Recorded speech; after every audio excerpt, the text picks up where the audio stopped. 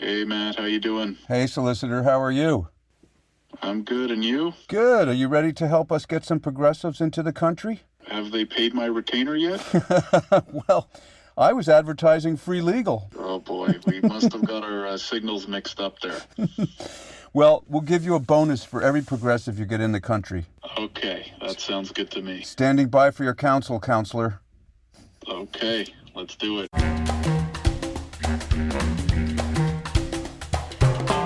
This is the Yes We Canada podcast, the Progressive's Guide to Getting the Fuck Out. This episode, Happy Landing, Immigrant. Hey, I'm Matt Zimble in Montreal, Canada. We're going to sit down with Josh in a sec to see how we can sneak you progressives into Canada after Trump wins. But before we do, a short history, and I mean a short history of Canadian immigration. Let's start with me, because pathological narcissism is huge in the States right now. In 1971, I immigrated to Canada from New York. I was 15 years old. Somehow, I got in. Well, I got in because my parents said, "We're moving to Prince Edward Island, Canada, get in the car," and I did. My two brothers, my sister, our dog Evans, and a few assorted cats crossed the border in 2 Citroens and a tent trailer. Ethnically, we were hippie, economically, we were humble, and emotionally, we were happy. The stop at Canadian Customs and Immigration only took about 20 minutes. Ironically, but unplanned, the day we crossed into Canada was the 4th of July, American Independence Day, y'all.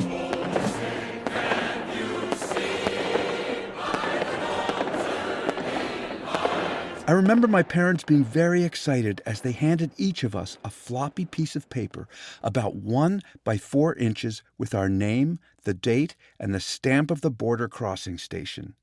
This paper declared that we were now landed immigrants of Canada. We also got a red and white plastic card called a social insurance card, which looked exactly like a credit card, and in fact, it was. Free healthcare for life. I put it in my wallet right next to my Selective Service notice sent from the U.S. Department of Defense telling me that in 3 years, when I turned 18, I was to report to my local draft board to fight communism in Vietnam. Well, come on, all of you big, strong men. Uncle Sam needs your help again. Got himself in a terrible jam way down yonder in Vietnam. Put down your books and pick up a gun. We're gonna have a whole lot of fun. We were now in Canada.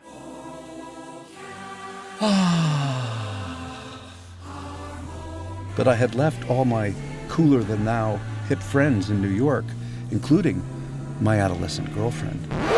Excuse me, I myself was an adolescent at the time. You guys should be ashamed of yourself for what you were just thinking. Say you're sorry. Aww. Our family moved into a dilapidated farmhouse on 100 acres that cost $16,000 Canadian and bordered on the ocean. There was no running water, but there were skylights. Actually, they were just holes in the roof, and there were 2 tons of rotting potatoes in the basement. PEI is an island in the Gulf of St. Lawrence. You drive to Maine, hang a right, boom, you're there. It's just a wee bit bigger than your Rhode Island. Just like Rhode Island is a state, Prince Edward Island is a full-fledged Canadian province. At the time, the total population was 112,000 people, including my new adolescent girlfriend. I was excited by this family adventure, but honestly, at times during that 2-day drive from New York to PEI, I did wish Canada had one of those cool programs like in the U.S., where Homeland Security separates immigrant children from their parents and sends them back to their country of origin. So that's how I got into Canada 53 years ago. Not sure I'd get in today, but back in the day, it was a lot easier to immigrate to Canada. Oh, I mean, I've been a good enough landed immigrant, never went to jail, never spent a night in a hospital, employed lots of people, never voted Conservative. And if you'll permit me to humble brag for a moment, my proudest landed immigrant moment was when I was asked to write, produce, and direct Canada's annual national celebration called Canada Day in both English and French, coming live to the nation from Parliament Hill. I did it 4 times. It's my own version of the Canadian immigrant dream. Damn, I'm talking about myself and you're sitting around thinking, dude, get your head out your own ass. I need to figure out how to get up to Canada when Trump gets reelected, right? Right, absolutely, got you. We're going to get back to this short history of Canadian immigration in a second. But first I wanted to tell you, during Season 2 of Yes We Canada, I got hit on LinkedIn by a guy named Josh Shacknow. Said he was an immigration lawyer and would like to do the podcast. My first thought was, what's to do on the podcast? We don't have guests. But I'm in touch with my inner American, and we love gumption. Gumption is good. Josh and I spoke. He seemed knowledgeable and passionate about immigration, and I said, leave this with me for a year, and I'll get back to you. I mean, a year on the immigration clock is nothing. Then ex-President Trump started telling Russia that they should attack NATO countries who were in arrears on their contributions. And then the twice-impeached 91 times indicted ex-president started threatening a bloodbath if he wasn't reelected. And then, well, I just thought, wait, what? This is starting to get fucking serious. And people like you, progressive people, might want to actually start thinking about moving up here. So we booked you a lawyer. On us. Let's check in with our legal team, Josh Shacknow. So Josh, I'm an American progressive. I want to move to Canada. I want to immigrate to Canada. I can no longer tolerate the lying, the cheating, the dysfunctional government in the United States of America. I'm a political refugee or whatever you want to call me, but I have to get out of here. So tell me, what do I have to give you to have you open a file and start to get me immigrating to Canada? Yeah, well, the first thing we want to do is kind of evaluate your profile, right? So if I may, I'll ask you a couple questions. The pieces of information that are most helpful can usually be found on something like a resume, but it would be great to know things like your age, work experience, what's your current occupation, what's your highest level of education. That would be a great starting point. Oh, you mean all stuff that Google already knows, right? Exactly. Well, didn't want to say it, but okay. Yes. Okay, good. So I'm 67. My profession is I am a musician and a producer and an artistic director and a podcaster. I mean, that's pretty impressive. And then my highest level of education is I have my grade 9 certificate, which I'm very proud of. All right. So usually the first thing I would ask a client is, what is your goal, right? Because the first thing to think about is, well, there are actually many, many ways to come to Canada. There are multiple different immigration statuses, shall we say, right? So one kind of misconception or one detail that some people don't realize is when we say immigration, or becoming an immigrant, technically that means you're becoming a permanent resident of Canada, right? But there are other ways to come to Canada. You can come as a visitor, you can come as a worker, you can come as a student, and eventually kind of work your way up to an immigrant, aka permanent resident, and then you can decide if you want to approach citizenship, right? Obtaining a Canadian passport, if, for example, you didn't have one. So on my first review, what I would say to you, Matt, is because you are a U.S. citizen, I'd say, and based on your work history, which we can talk about in a second, getting you to come to Canada as a visitor would be very easy. Getting you to come as a worker would probably be relatively easy because we can go into specific programs that they have for things like producers and artists and stuff like that. Permanent residence, I'll tell you right off the bat, is going to be real tough. I hate to say it, your age is not going to help and your education is not going to help. And we can go into why, but maybe I'll take a quick pause there and ask, do you have any questions, any thoughts, or where do you want to take this consultation next? Well, in my particular case, I think the first question I would ask you is, my education is what it is, and would they not look at the CV and see the accomplishments and, I don't want to sound pretentious or anything, but, the awards and stuff like that? Would that not kind of like backfill in for the fact that I'm ignorant? I mean, uneducated? I mean, whatever it is that I am? It's a good question, and this is one of the gripes that I've had. So when we talk about getting permanent residence, right, really becoming an immigrant, there are many pathways. The primary one for what they called skilled workers is called express entry. Now, this is a points-based system, meaning that you're basically given a score, right, based on their factors. One of them is age. And as soon as you pass the age of 29, you start losing points for every additional year. So off the bat, you've lost a bunch of points. Sorry to say. Under the education department, unless you have something like a bachelor's degree, multiple bachelor's degrees, a master's, a PhD, you're really taking a hit in points from an education standpoint. So there's number two. Now, on the work experience side, they don't give any extra points beyond 3 years of skilled work experience. And this is kind of a gripe that I've had with the program over the years is for something like foreign work experience, foreign skilled work experience, you get points for having 1 year, 2 years, 3 years. Anything above 3 years, you get the same amount of points.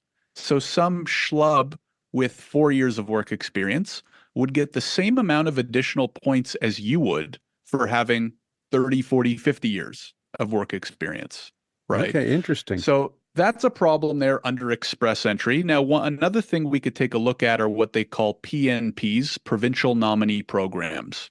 What these are is IRCC, Immigration Canada, has come up with these partnerships with the provinces and territories and said, hey, listen, we created this program, Express Entry, right? We have this one pathway to PR, but we understand that your needs might be a little bit different province to province. So we're going to allow you to create your own programs called PNPs, and you can kind of build your own systems and target the labor needs that you might want as well, right? So another thing to consider could be, all right, well, knowing that Matt has a lot of experience as a producer, podcaster, et cetera, maybe we start looking for a province that has programs that target that type of work experience. Now, off the top of my head, I have some more bad news. Most of those programs are targeting things like STEM, like healthcare, right, like trucking, like entrepreneurs or investors, which that could be an option. I don't know how much cash you've got in the bank, and maybe we do or don't want to share that information with Google if they already, know it.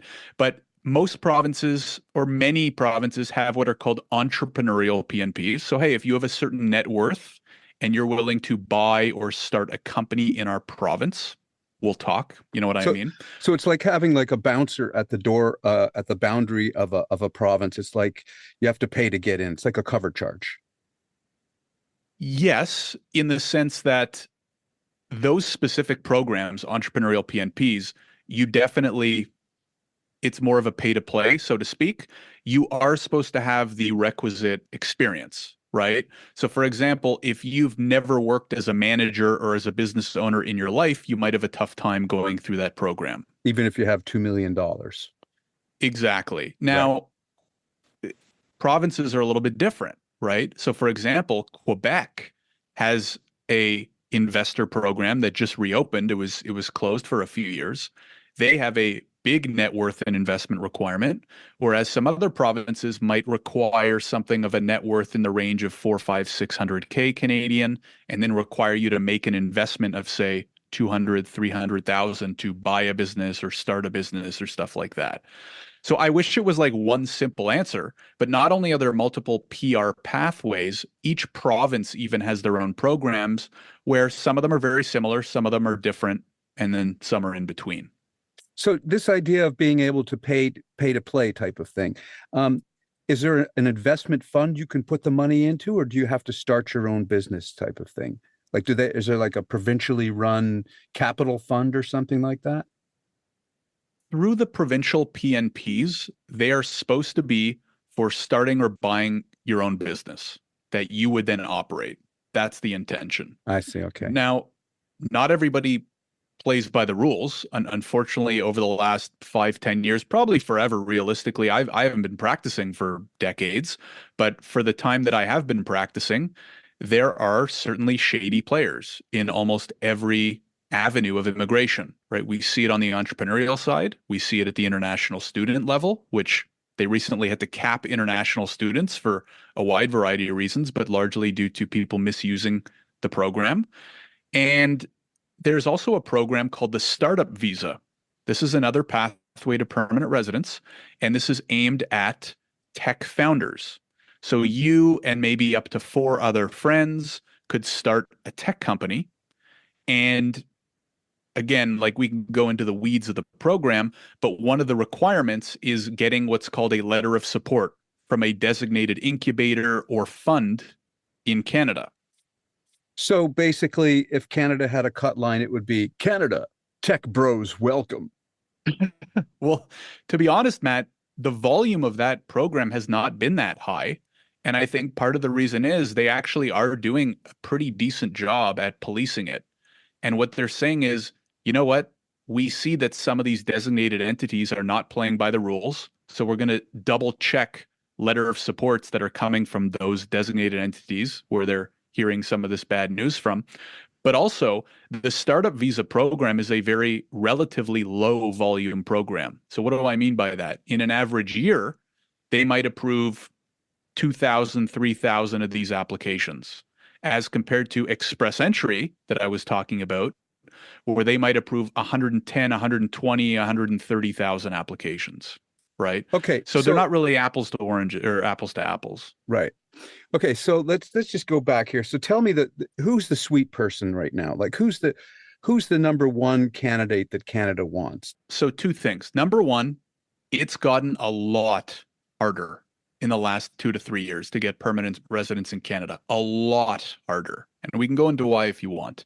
But number 2 is based on those express entry point systems and what we're seeing, what Canada wants right now is someone with high education. So ideally, multiple bachelor degrees or master's or PhD, a couple years of skilled work experience, and ideally working in very specific industries: healthcare, STEM, agriculture, French speakers. And there was 1 or 2 more. Long haul trucking. I had no idea. Apparently, we really need a lot of long haul truck drivers. And so trades. I'm the ideal candidate. I'm a 29-year-old French-speaking orthopedic surgeon who drives truck on the weekend. You're Wow. a lawyer's dream. Yeah, lawyer's dream. So that's fascinating that it is so specific. And what now? There's different ways to get. I could get in as a refugee as well, right? Yeah, I mean, that's a bit of a whole other conversation. And to be honest, I don't have a ton of experience on the refugee side. It's a little bit of a, I don't want to say different ball game, but just a lot of practitioners might work in what we call either economic immigration. So a lot of what we just talked about, right? Mhm. Skilled workers and entrepreneurs and business immigration and stuff like that. And then there's, non-economic, so more family, sponsorship and that stuff. And then refugee, H&C, right? Human and compassionate grounds and refugee situations. I don't have a ton of experience in the latter, but certainly. Do you think human and compassionate grounds could be that if Trump wins another election in the United States, the progressives could be considered like potential political prisoners and want to leave? Do you think that would wash with Canadian immigration? I think you'd have an uphill battle, especially if there was a huge volume of it. But I will tell you this, when Trump won his first, when he was elected that first time, I've never had so many inquiries from American citizens. Really? Because the years prior, I used to rarely, if ever, right? I mean, if you were living in America pre-Trump, things are going pretty well. What do you want to come to Canada for, right? Like you're probably going to take a pay cut. Back then, our cost of living was a little bit more reasonable, right? But now our cost of living's high. In a lot of industries, we don't pay as well as in America. So, but yeah, I was shocked. I got so many inquiries from people in the U.S. Apparently, the night of the election in 2016, the immigration computer system servers went down in Ottawa. There were so many inquiries, so many people checking to see, and I'm sure the same thing will happen again if he ends up winning. Probably. The biggest surprise to me, Matt, was we usually get inquiries from like immigrants who are in the U.S., but they struggle to get a green card or passports there because it's very difficult, especially depending on your nationality. But the huge uptick was in Americans, American passport holders. And I was like, wow, I guess they really are in for a rough time if this many American citizens want to uproot and move north. So it'll be interesting to see if he wins again, what sort of patterns emerge or whether we see that uptick again as well. Yeah, it'll be interesting for a lot of reasons. Oh, yeah. Can you tell me a little bit about why my age is an encumbrance? Well, I can tell you why I think, right? I don't design the systems, unfortunately, but I think the reality is twofold. Number one, the workforce, right? We really have an aging population and we're lacking younger skilled workers, right? So we need people in their 20s and 30s and maybe even in their late teens to, train up and join the workforce. Secondly is, as many of us know, Canada has pretty good benefits in the form of healthcare, for example, right? And what we don't want is tons of people coming into the country or immigrating to Canada and then taking the first drive over to the hospital and, being stuck there and quote unquote draining the system, right? Or Josh, draining the resources. Hold up one second here. Hang on, we weren't expecting this. No. What's going on here? Oh, God. I'm surprised that you've dropped in to see us. Matthew, I love the podcast and free legal advice is always good. And so I just wanted to, Josh, I just thank you for doing Matt's podcast. I wanted to ask you a couple of questions pertaining to myself. I don't mean to be egocentric or anything, but,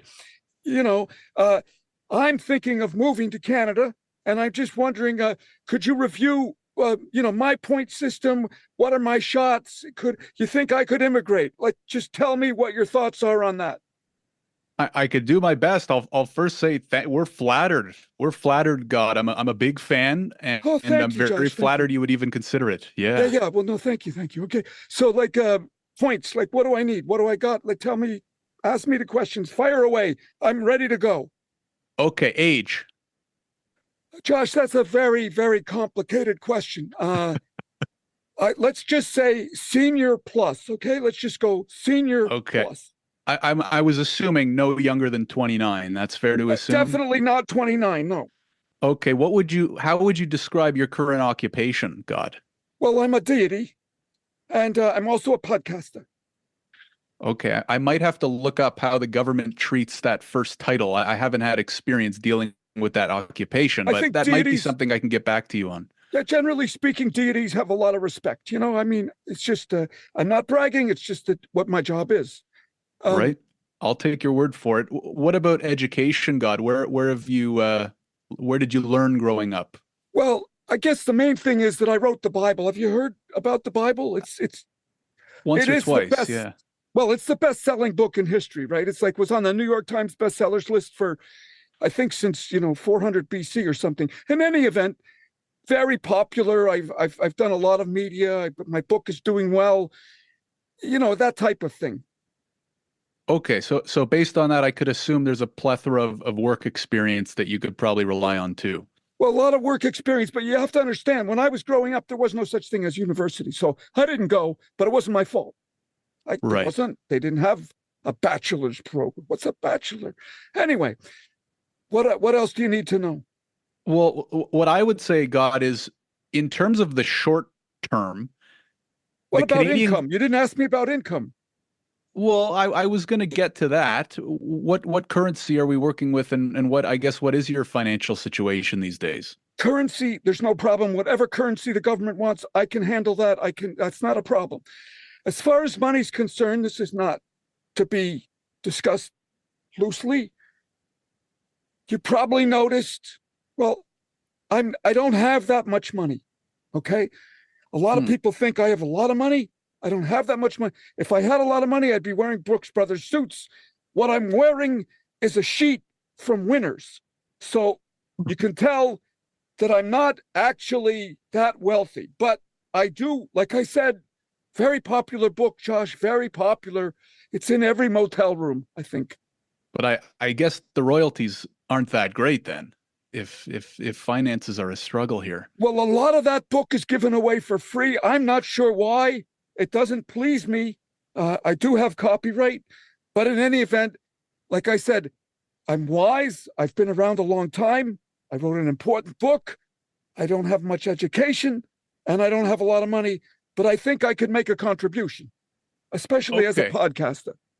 Well, one thing I think we could work with is there are some good work permit options and work permit exemptions for religious type employees, right? That's it. That's good. Yeah. So if we could work with that deity title and maybe, come up with some good synonyms or good work titles and maybe have you lead some sort of religious place of worship, it sounds like that might be up your alley. Oh yeah, well, I could definitely do that. I like the way you're thinking about this. You're kind of looking at all there's a lot of creativity in what you're doing, a lot of thinking about how we can kind of make this work for the Canadian government. I mean, I just think about the press that you would get, like I handled God's immigration.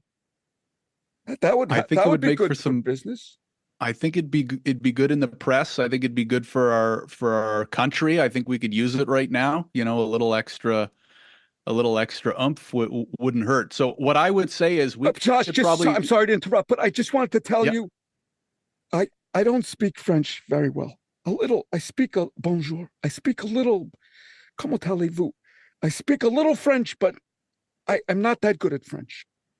Okay. Well, we can definitely get you in through the religious related work permits. That would be my recommendation. Now, getting you permanent residence might be tough. We might have to lean on the book stuff. We might have to maybe try and fit you into an entrepreneurial avenue. Entrepreneurial.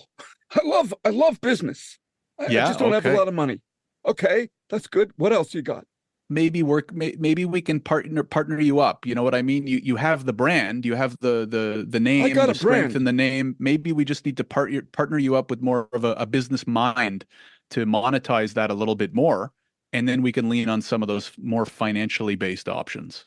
I mean, Josh, I got to tell you, I'm a little excited about this because I went to see you as an immigration lawyer, but you seem to be kind of like maybe taking a bit of a role like an agent or a manager or something like that. I could really use the people in branding were very frustrated with me with the podcast. It took a while to get the name.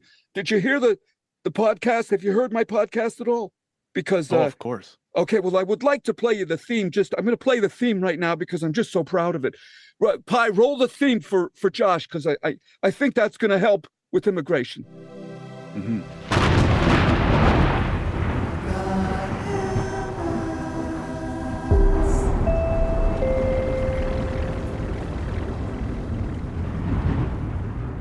What do you think? That's pretty beautiful, huh? I think we're onto something here, God. I think we could run with it.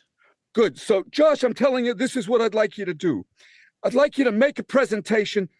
Who are you going to present this to? Like, do you go to the minister? Like, do you go right to the minister of citizenship and go like, I got a guy I think you might be interested in? Like, what's the process? Just quickly, because I'm running out of time here. I got a recording session I have to go to. Yeah, we prepare an application in the form of paperwork. We fill out some forms. We gather some of your documents. I'll need your birth certificate, passport, stuff like that. Birth certificate, passport. This could be complicated. Okay, keep going. What else? Well, actually, that's on stone tablets, and I have to ship the tablets. Well, we apply online typically, God. So if you could take a picture, you have a smartphone, maybe you could take a picture of the tablets and send it my way. Okay, that's a good idea. Okay, so it's maybe all I'll get your email off air. I don't think we want it to give that out too publicly. No, it's maybe fine. off Everybody's air. God@gmail.com. It's not complicated. Okay. But okay, so what do you think my chances are? Because I really have to. I'm in a bit of a bind in a couple places, and I really have to make this quick. What do you think my chances are?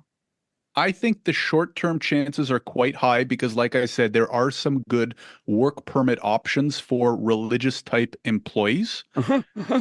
then we might have to work a little bit closer together. I think this could be a nice ongoing relationship, but to get you that permanent resident status, if that's what you want, if you want to stay here beyond just being a worker for a couple of years, we might have to get a little bit more creative on the permanent resident side. But I think given your background, given, you know, all the respect and the brand power that you have, and maybe a few other skills that we can rely on, I think we could make it work. Josh, just one final question before I go. How much do you charge an hour? Typically, we work on a per application basis. So I how can much give does you an a quote, application cost? depending on the For type. like a I mean, deity. Do you have like a deity rate? I think we could work something out, God. Maybe a little, you know, a little exchange. Maybe you mention me in your next in your next verse, or, you know, something like your That's next a good idea. I like that idea. Like a podcast sermon. episode. Yeah, for sure. That's Yeah. a good idea. Okay. Okay.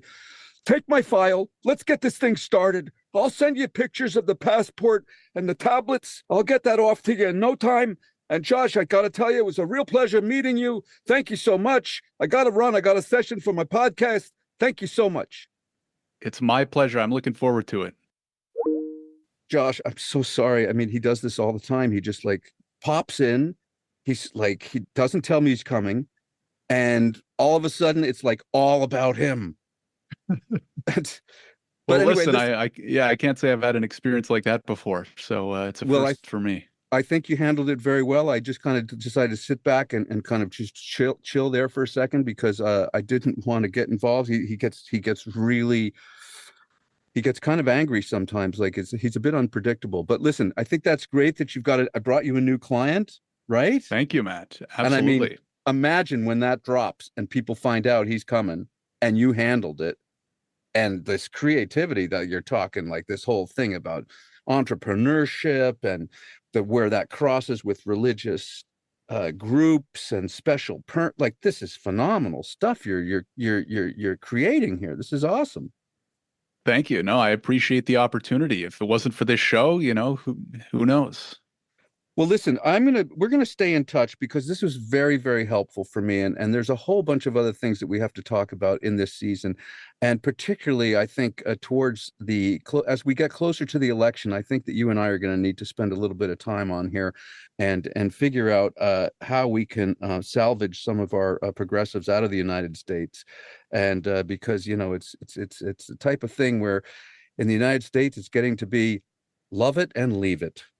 There's a lot of unhappy people here, especially related to our immigration programs and processes and, you know, what we've seen over the last 7-8 years. So I think there's a lot to talk about on both sides of the border, and would love to continue the conversation. Thank you so much, Josh. My pleasure. Thanks for having me. Pleasure. Yep, the ideal candidate, a 29-year-old French-speaking long-haul trucker who dabbles in orthopedic surgery on the weekends. Tranquille, ça fera pas mal. Chut, c'est bon, c'est fini.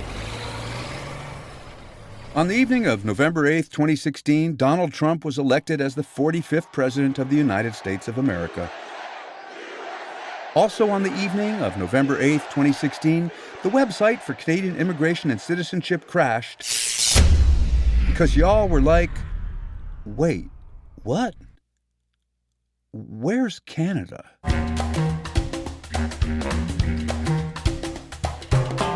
Thanks for listening to the Yes We Canada podcast. Sound design and mixed by Pi Salen Cutler. Our theme was written by Doug Wild and Matt Zimbel and is performed by Manteca. My name is Lisa Evans, and I'm your announcer. Yes We Canada is an independent podcast, and you can support our work with a contribution and a monthly subscription by going to patreon.com/YesWeCanada, where your contribution will be deeply appreciated. Until next time.